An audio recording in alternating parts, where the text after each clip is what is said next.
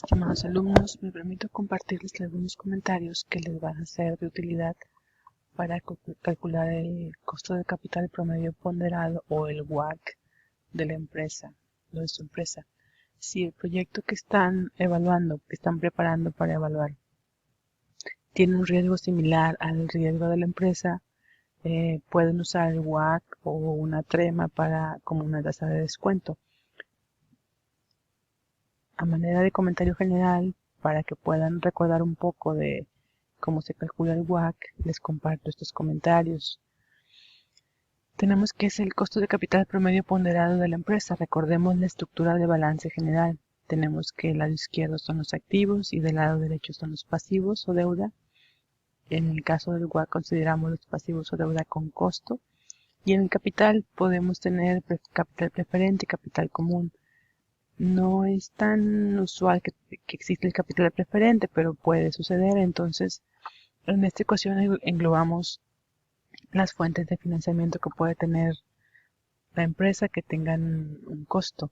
Tenemos que es el peso de la deuda por el costo de la deuda por 1 menos la tasa de impuestos. Recordemos que la deuda tiene un beneficio fiscal porque lo que pagamos de intereses por esta deuda es deducible de impuestos. Entonces, por este motivo se incluye este 1 menos t.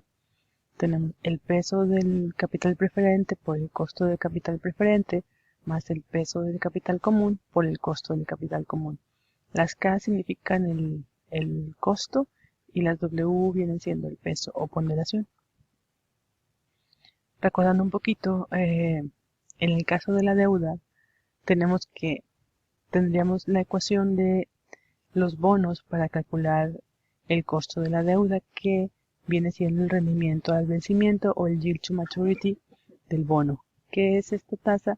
Es la tasa que hace que la suma del valor presente de los pagos de cupón y del face value o valor nominal del bono sea igual al precio del bono. Es recordar un poquito lo que vimos en administración de finanzas o en finanzas corporativas para calcular el costo de la deuda. El capital preferente simplemente es el dividendo entre el precio de la acción, y para el capital común contamos con dos métodos. Uno es el modelo de Gordon o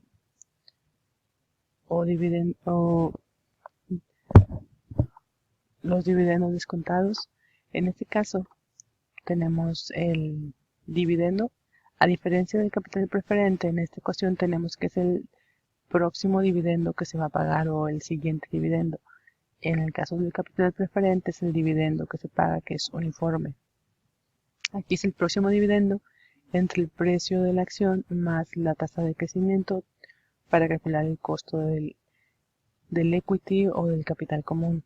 La otra forma que también tenemos es el uso del modelo del KPM, que es la tasa libre de riesgo más la beta, que multiplica el premio por riesgo. Este premio o prima por riesgo es el rendimiento del mercado menos la tasa libre de riesgo.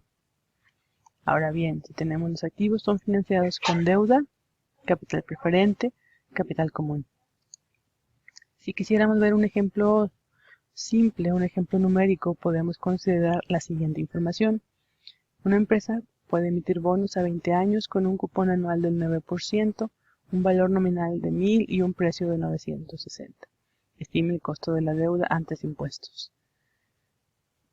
En este caso, los pagos de cupón son anuales porque el bono es anual. Hay algunos bonos que son semestrales. Nada más para que recuerden eso. Tenemos la vida del bono. El pago de cupón es del 9%. Recuerden que el pago de cupón en pesos o en dólares se calcula multiplicando la tasa de cupón por el face value o valor nominal del bono. Así calculamos hasta 90. Y tenemos el valor nominal y el precio del bono. Ahora bien, podemos usar la función rate utilizando la información que aquí tenemos para calcular la tasa. Nos dice el número de periodos, 20. ¿De cuánto es el pago? De 90. ¿Cuál es el valor presente o el precio? 960. El face value o el valor final futuro, 1000. Y tenemos aquí que el costo de la deuda o la tasa de rendimiento al vencimiento de este bono es de 9.45. Algo importante, El signo del valor nominal y del cupón es el mismo y es opuesto al signo del precio. Ya sea que pongamos el precio negativo y el valor nominal y el cupón positivo, o bien como está aquí, valor nominal y cupón negativos y el precio positivo. ¿Por qué? Porque a Excel tenemos que indicarle cuándo es un desembolso y cuándo es un ingreso el que o el del que se habla. Otra forma, si quieren visualizarlo de una forma más simple, es dibujar la corriente de flujos del bono. Tenemos el precio, los cupones y el face value con el pago y calculamos la TIR o la tasa interna de rendimiento. Si se fijan, esta es una estructura que tiene un cambio de signo nada más, entonces podemos usar la función TIR o IRR. Simplemente seleccionamos la corriente de flujos y obtenemos la TIR. Recuerden las decimales y recuerden que el último periodo, en el periodo 20, se recibe el pago del cupón y el valor nominal del bono. Ahora bien, para el momento que calculemos el costo de capital promedio ponderado o el WACC, utilizaremos la tasa después de impuestos. ¿Por qué? Porque dijimos que tenía un beneficio fiscal. El costo de la deuda antes de impuestos es 9.45 y después de impuestos es ya quitándole la tasa de impuestos multiplicado por 1 menos t. Ahora bien, capital preferente. Si tenemos acciones preferentes que pagan un dividendo anual de $5 o 5 pesos y un precio neto de 52, pues solamente es una división. El capital preferente es un poquito parecido a la deuda. Es un mismo monto.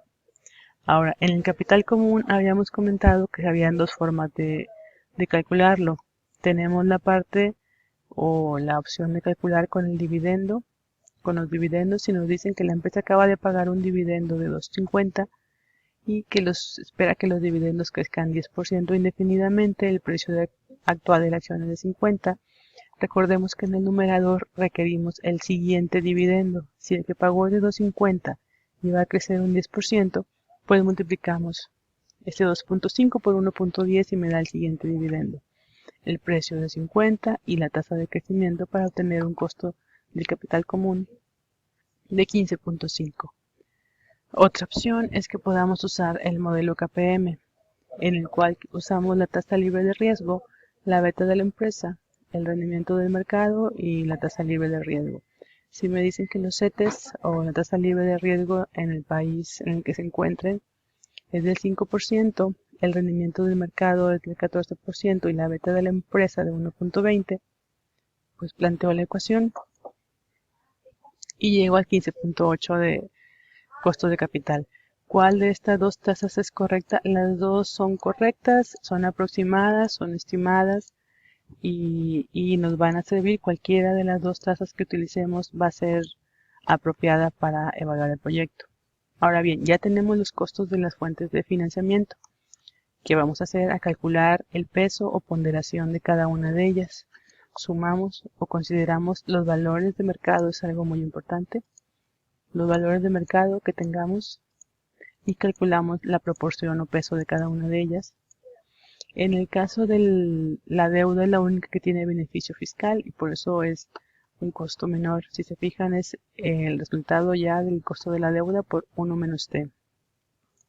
El costo de las acciones preferentes y en el caso de capital común, aquí estamos usando la ecuación KPM. Ya finalmente multiplicamos el costo por el peso de cada una de estas fuentes. Ya con esto ya tenemos el ponderado y nada más hacemos una suma. Ya con esta suma ya tenemos el costo de capital promedio ponderado y es el que, si el proyecto que estamos analizando tiene un riesgo similar al de la empresa, podemos utilizar también como una tasa de descuento. Espero que este comentario les sea de utilidad. Saludos.